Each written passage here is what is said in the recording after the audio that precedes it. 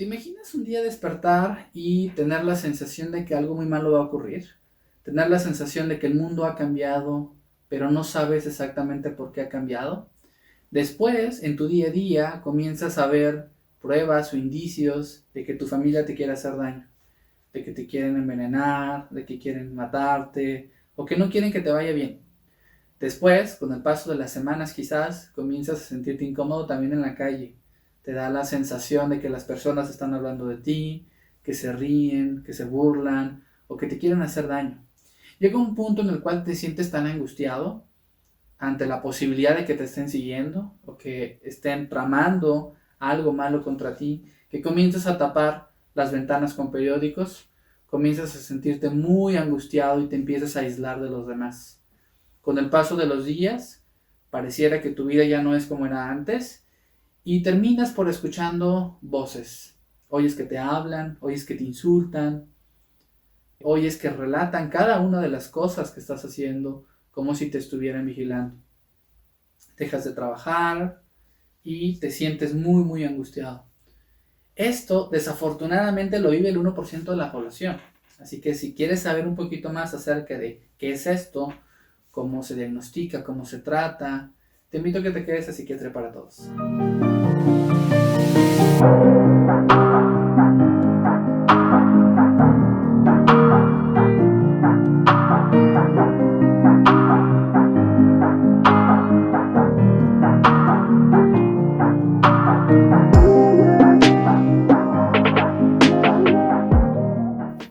La esquizofrenia es uno de los trastornos psiquiátricos clásicos que se ha descrito durante muchos años. Es un trastorno psiquiátrico conocido, pero también poco entendido o mal entendido.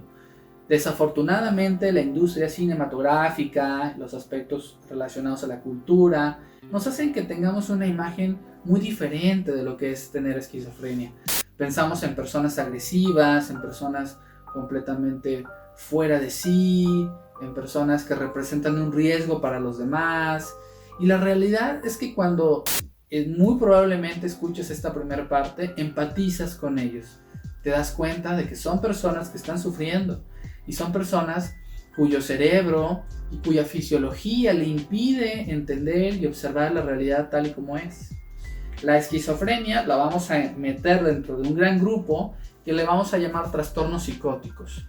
Y todos los trastornos psicóticos tienen en común algo, y es que todos presentan en mayor o menor medida y con características diferentes una pérdida de contacto con la realidad. La esquizofrenia, como les dije, afecta al 1% de la población.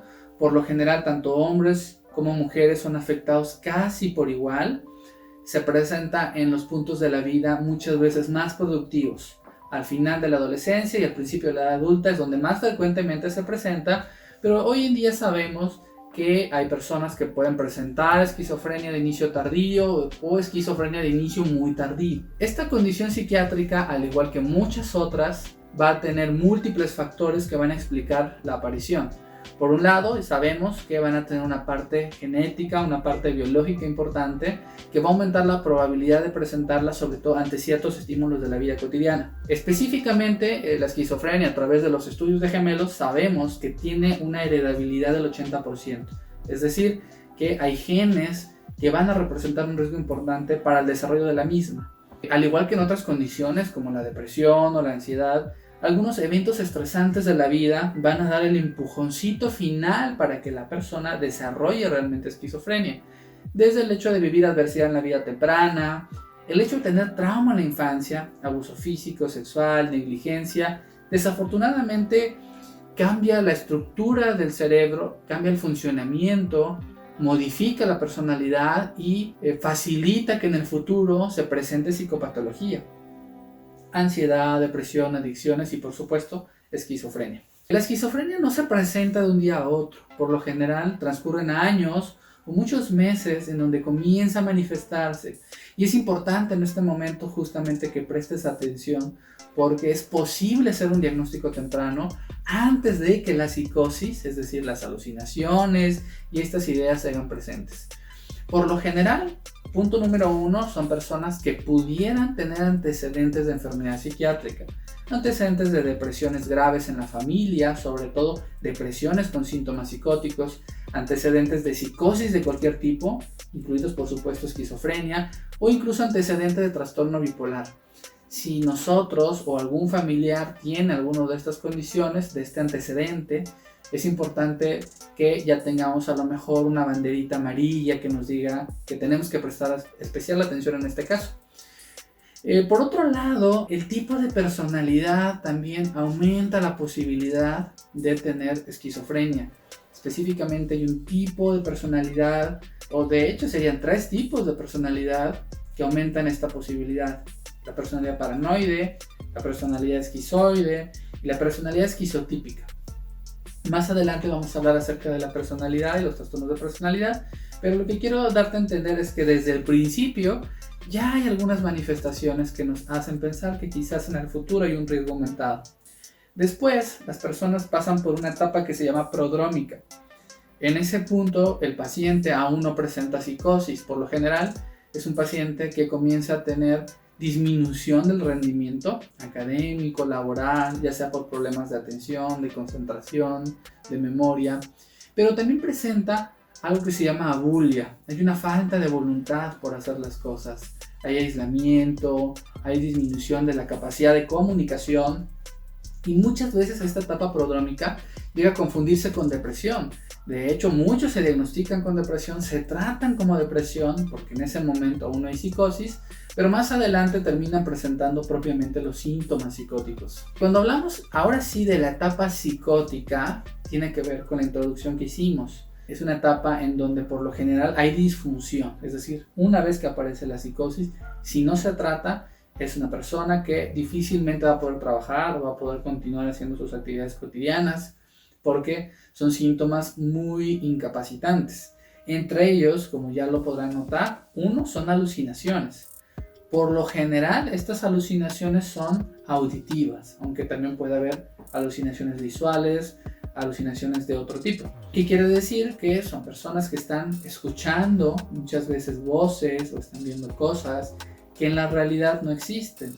Para ser de entrada un trastorno psiquiátrico, tiene que haber una pérdida del contacto con la realidad, en donde muchas veces los pacientes pueden darle una interpretación errónea a lo que están escuchando y creer que eso realmente está pasando. El otro elemento que muchas veces llega a ser problemático son los delirios o ideas delirantes, que son finalmente estos pensamientos que van fuera de la realidad, con los cuales muchas veces no podemos empatizar, es decir, nos damos cuenta, quizás podamos entender que se sienta en riesgo, que piense que lo están persiguiendo, es entendible, pero es posible también que llegue a pensar que una raza de extraterrestres lo están siguiendo. Y ahí es sobre todo cuando las familias se dan cuenta o más les llama la atención porque es una idea con la cual no pueden empatizar porque no es entendible. Es frecuente que estas ideas que nosotros les llamamos delirantes, de hecho no es frecuente, es una regla, el paciente las viva con un sentido de realidad, es decir, para él eso es real en ese momento. Y llegan a sentirse muchas veces invalidados cuando los clínicos incluso o la familia les descartan esa posibilidad tajantemente. Así que por lo general tenemos que tener cierta validación porque realmente se están sintiendo angustiados. Hay otros elementos que también aparecen, pero por lo general se descubren desde la evaluación y las familias por lo general no lo notan, que son la dificultad para poder comunicarse. Estas personas que tienen esquizofrenia empiezan a tener cierta dificultad para el procesamiento de la información, para poder pensar, para poder hablar, y muchas veces su discurso empieza a desorganizarse, ¿sí? Empieza a perder una congruencia y una coherencia incluso. Y muchos pacientes además llegan a tener conductas que son disruptivas porque tienen miedo, porque están angustiados. Pueden salir corriendo, por ejemplo, tratando de huir de aquello que creen que está pasando. Y esto llega a ser a veces algo que angustia mucho a las familias. El diagnóstico por lo general lo tiene que hacer un psiquiatra. Los psicólogos también saben identificar trastornos psicóticos y por lo general lo refieren a psiquiatría. Pero el diagnóstico en general es clínico. Quiere decir que a través de ciertos antecedentes y ciertas características que descubrimos en una entrevista es posible que se haga un diagnóstico.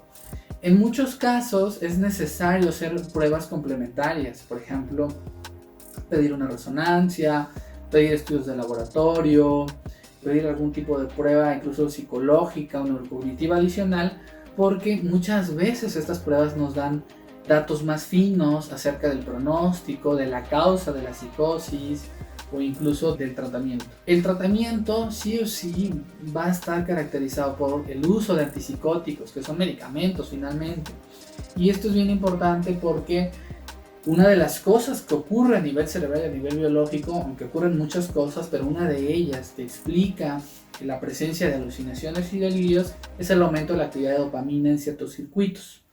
Y el hecho de que nosotros demos un antipsicótico, pues hace que esta dopamina disminuya y que por lo tanto las alucinaciones y las ideas delirantes disminuyan. Sobre todo lo que yo quiero o lo que busco con este video es de entrada romper el estigma, en el sentido de que por lo general son personas que simplemente se encuentran afligidas por sus propios pensamientos y sus propias percepciones, que quieren sentirse bien al igual que cualquier otra persona que no tiene esquizofrenia, y que va a requerir la comprensión de la sociedad, porque terminan siendo muchas veces alienadas, excluidas del resto, y eso paradójicamente agrava el propio cuadro.